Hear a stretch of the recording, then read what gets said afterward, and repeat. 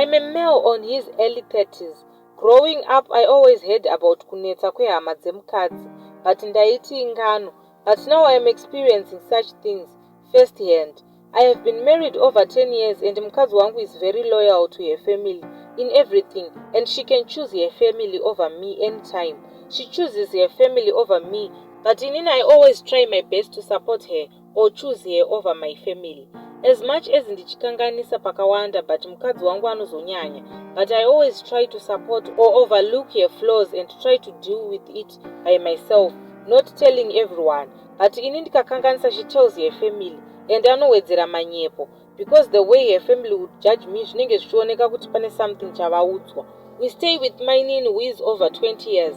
Whenever we have an argument namadam anobva atamba namainini too much and ignore kuti tifixe maproblems edu. It will be like she doesn't care even takagadzirisana nyaya dzedu.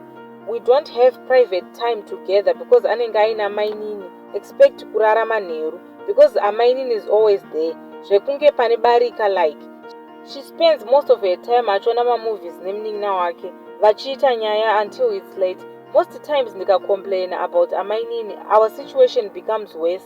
Ndotopiwa cold shoulder everywhere. Apa amainini vacho inyope, it's like kumba kwavo havadi kugara naye because of that. Saka I think vakamukandira kwandiri kuti ndione moto. Now I'm thinking of divorcing because ndapinda busy. Zvinganzi ndakanganisawo here because ndiri kufila kunge I'm lonely. Time yese yanoipedzera kufamily yake chete.